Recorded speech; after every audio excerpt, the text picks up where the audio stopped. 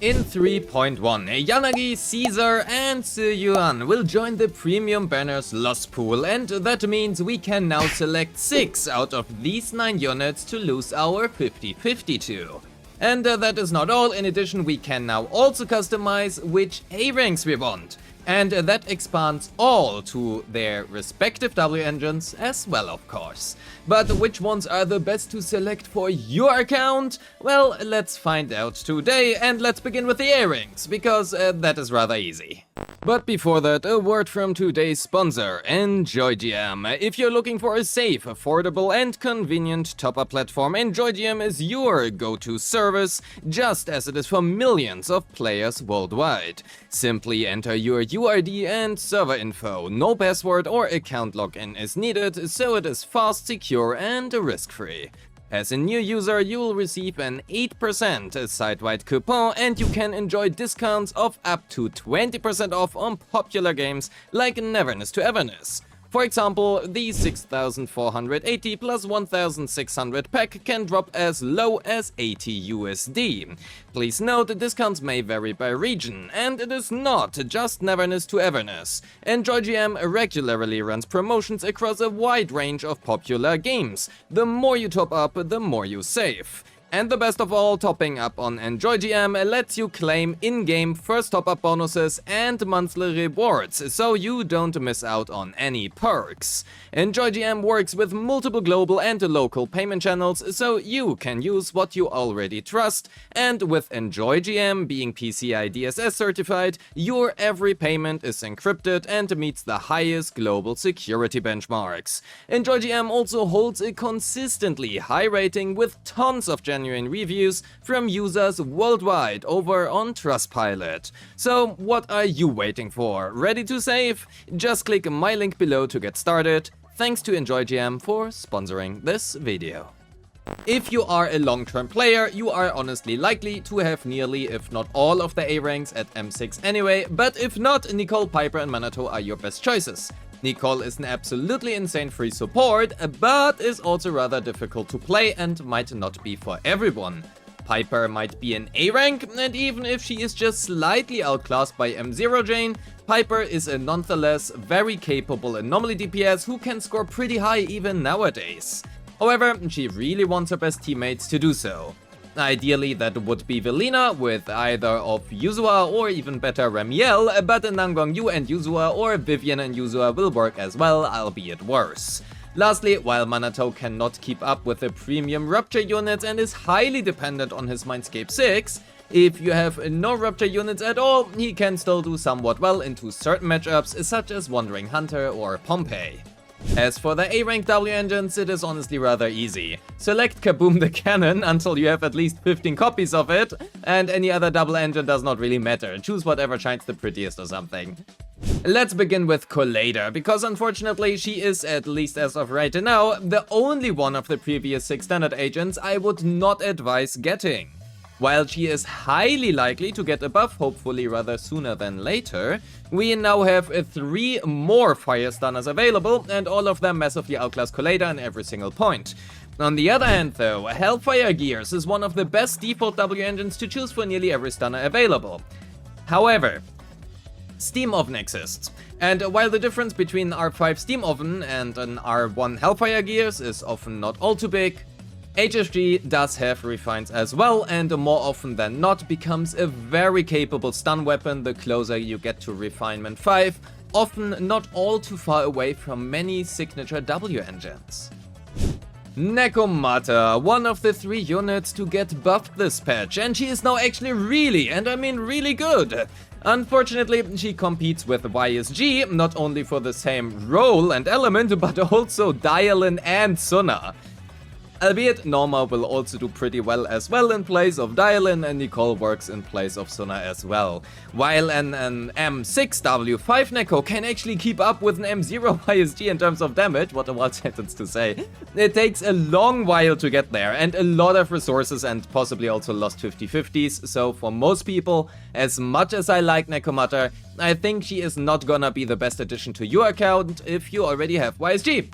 However, her Mindscape 1, 4 and 6 are extremely good, and if you either really like Nekomata, want to get a Mindscape for her, or you have skipped YSG, she is a pretty good choice nowadays. As for her W engine, Steel Cushion is a fine crit rate stat stick, but only really very good on Nekomata after her buffs, and other and also frankly better crit rate stat sticks exist, at least speaking purely in terms of account value.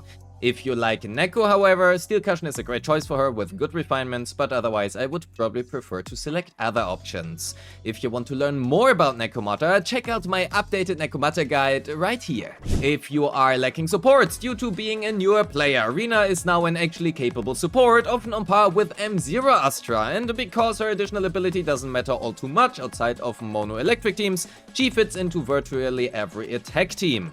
She provides a lot of pen ratio, attack and defense, damage bonuses, as well as access to quick assists and also energy restoration through her ultimate. So if you do not have 3 premium supports yet, Rina is honestly a great choice for newer accounts. On the other hand, her Mindscapes are pretty mediocre as well, outside of her M1 that is. Due to that, if you are lacking premium supports, I personally would recommend Rina to you. Weeping Cradle. It is a perfectly fine alternative to use on many supports, such as Yuzu Asuna for example, and it really shines on the newly buffed Rina. But Kaboom the Cannon exists, is now actually selectable, and you should do so, please, thank you. And it is often being near equal with Weeping Cradle on many agents, and that also includes Rina. However, Weeping Cradle has one of the best refinements of the standard W engines, and if you are looking to up your Cradle game, that is certainly something to consider. If you want to know more about Rina, check out my updated Rina guide here if you haven't yet. Soldier 11 is an actually fantastic fire attacker nowadays, able to keep up with and arguably even outperform Evelyn, but she somewhat requires Normar, and at the very least Dylan to do so. And ideally, she wants Evelyn's signature Heartstring Nocturne as well. If you already have Evelyn or intend on getting Evelyn, I think Soldier 11 is not necessarily worth it as they perform about the same, although Soldier 11 is easier to get Mindscapes on due to 50/50s and stuff, so yeah, anyway. Unless you really like Soldier 11 or simply want to maintain the agenda, I think if you intend on getting Evelyn, Soldier 11 is not necessarily worth it, but depends on your Mindscapes. As for her signature, the Brimstone is not Soldier 11's best choice anymore, due to her now quite long attack animations, as well as her rather frequent use of ultimates and chain attacks, but it is still one of the best general attack W engines to select. It is Ye Shongguang's second best choice, very good on Harumasa and Zhu Yuan, and also still usable on Soldier 11, even if it isn't her best in slot anymore, and the refinements for that weapon are very good as well. Lycon is a great free stunner that is very easy to build and can work in many teams as well, but he really mainly excels in a few dedicated teams. Lycon is great for Yugo and Yithari, and honestly likely Secret as well, but also outclassed by Norma and Dialyn respectively. But because basically every team wants Norma or Dialyn nowadays, having another option to free up those two for other teams is not a bad thing. Lycon's Mindscapes, on the other hand, are not very good. The Restraint, that is his, signature W engine, air quotes and stuff, is just bad. Not only on him, but on like most stunners, and should never ever be selected. While some exceptions exist, like a Trigger, you can also just use every other stun W engine instead, for example Hellfire Gears or even the craftable Steam Oven, and have them perform about the same, so yeah, please don't select Restraint. Grace has also gotten much better with the release of Velena, but with so many different electric teams available in today's age, she still falls behind many other options, at least before M6 that is. Grace also features the good old evasive assist, and as every new boss since 2.0 wants you to exclusively use defensive assists, this can sometimes be a pain to play around. Grace's Mindscapes are honestly rather good on the other hand, with a special shout out to her M2 and also M6. The additional anomaly build up from her M6 especially is very good within Velena teams. Unfortunately, she kinda lost access to most of her previous sets, as her best team is now with Velena, and Thunder Metal just does not work with Windswept. and she takes the field too often and too long for Chaos Jazz to work nicely. So we are using Freedom Blues instead, which to be fair isn't half that bad for Velina teams, and not only best in slot for Grace but also Bernice nowadays. So if you like a Grace and you have Velina, she can be a good pickup for your account, and her Mindscapes are pretty freaking good as well. Her own signature Fusion Compiler is not only great for her, but also very well usable on some other Anomaly agents as well. With that, a special shout out going to Promia, Yanagi, Jane, Alice, and Piper. Promia uses it probably the best out of all of these, with the others requiring an adjustment to how we need to play, but at least in theory they can work rather well. It's just a bit more annoying to do so. The biggest problem here is likely that Jane, Alice, and Piper all can simply use Sharpened Stinger or Practice Perfection and perform better with it, and the Yanagi signature is now in the 75-25 Lost Pool weapon as well, so yeah. Which effectively just means Fusion Compiler is a good early pickup, but most of the time really just good on Grace and Promia. Fusion Compiler does have very good refinements, however, and an R5 Fusion Compiler is usually pretty well usable on quite a few Anomaly agents. So let's finally talk about the newest 3 joining the ranks of our Lost Pool. Caesar exists, and unless they rework her, she is an absolutely horrendous choice. I'm so sorry to say it. She only buffs the one current on-field character, and most new teams work by having one character doing something while inactive or from off-field, sometimes even 2 characters. Additionally, many DPSs also want to swap cancel their attacks. Means they lose Caesar's buffs there as well if we do so. However, Caesar is in desperate need of a buff, and I seriously hope she will get one rather sooner than later. Her early Mindscapes are actually not all that bad, providing 15% all attribute restrat with her M1 and an additional 500 flat combat attack with her M2. The biggest issue she faces for her M1 is the 5-meter radius requirement, which means that very few agents might not always profit of this. But her Mindscapes aside, the biggest selling point Caesar currently has is her signature, mainly because it is frankly very good. Just unfortunate that the units who are supposed to wear it, aka the defense agents, are not. If you do not have Lucia for some reason, but you like playing Rupture and are hence forced to use the Panda, well, please select Lucia from your free limited S-rank selector. Jokes aside, Caesar's signature is a good pickup for not only Caesar but also Panda, but with its use being limited to, well, defense agents, and with the exception of Zhao, them all not being very good, I would not recommend Caesar's signature right now.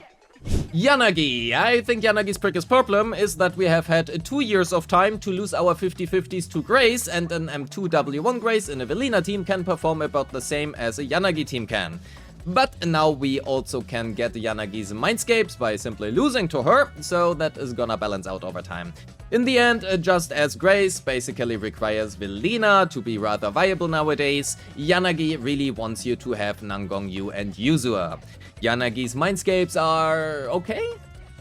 Her M1 is effectively a flat 80 AP, which is an around 10% damage gain, so that isn't bad. Her M2 does not honestly matter much for the regular player and has a little bit of potential upwards.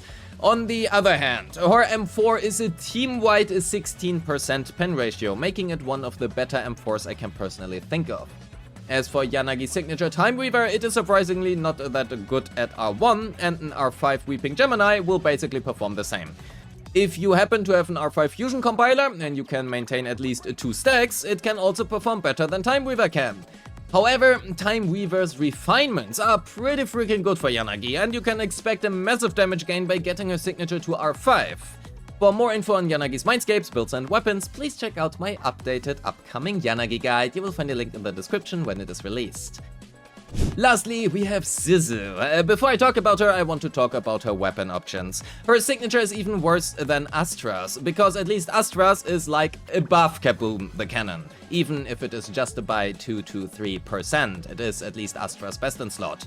Zhu Yuan's Riot Suppressor is not only below Cordis Garmina for her, but also below freaking Brimstone, and that by a very significant margin.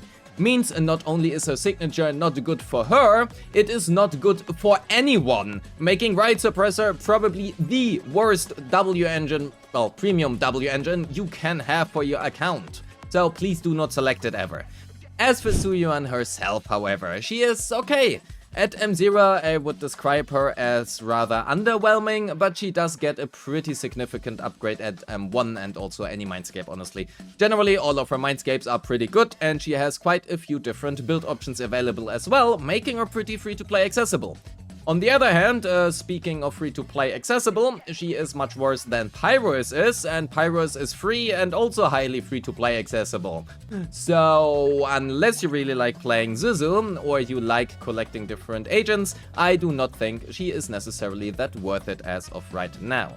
So, to summarize, well, before that I want to preface this by saying that I don't think there are any wrong choices right now you can make here. A lot of these units are in desperate need of buffs, and that does include Caesar, Zhu Yuan, and also Colada. So arguably, those three are in theory right now the worst possible choices. But on the other hand, some agents such as Lycon or Rina past M1 have absolutely horrible Mindscapes, and I would much rather have Caesar's Mindscapes, or Zhu Yuan Mindscapes, or even Colada Mindscapes than any of theirs. Given that, when I have to make my choice for the standard banner, this is what it will look like. Or in other words, I'm seriously hoping that they will give both a Caesar and Zhu Yuan a rework, and well, that rather earlier than later hopefully. But I also have every single standard character at M6, so yeah. But assuming you have at least every standard agent at least once, and if we were to ignore possible buffs in the future, I would choose Colada instead of Zhu Yuan. That is primarily because of Pyro's existence. There is no reason whatsoever right now to choose Zhu Yuan over Pyro's, except if you, well, really like her. If you are a very new player, however, and are missing most of the standard agents, this is the layout I would recommend. Pyros is free, so Zhu Yuan is redundant. Rina is just a very good versatile support and simply better than Caesar. Yanagi and Grace work great as anomaly DPS, and Neko and Soldier 11 are good crit DPSs. Well, and Lycon is just a better stunner than Colada is by, well, actually being useful. This is somewhat reflected in the W engines as well, as this is the layout I would everyone recommend to go for. Bright Suppressor is always a bad choice, and while Caesar's signature is good, defense agents generally aren't, and the only other defense agent that is good is Zhao, who has another great craftable W engine available. Brimstone is great for quite a few characters, and Steel Cushion is very good for Nekomata, who you will inevitably lose your 50-50 to someone. Time Weaver, I just explained before, it has fantastic refinements, but is also primarily good on Yanagi. Hellfire Gears is a great alternative to many Stunner's signatures, often near even up at R5, and Weeping Cradle is a good support Vengeance with fantastic refinements, which is especially relevant for Shio defense, where you cannot just switch your weapon anymore. So you are in need of 3 support W engines. Well, unless you play Yugo, I guess. Lastly, Fusion Compiler is a good, somewhat generic anomaly vengeance, which at least at high refinements is pretty valuable even outside of Grace. And with that, we are at the end of the video. Thank you so much for watching, and I hope this video has been helpful. Don't forget to like and subscribe, leave me a comment on who you will select, I guess, and her new buffs. I should stop copy-pasting my outros. And join the Discord. Special thanks to my YouTube and Patreon members who make this content possible. If you wish to support me, you will find a link to my Patreon in the description, or simply click the join button right below this video. And as always, I wish you a great day. Peace!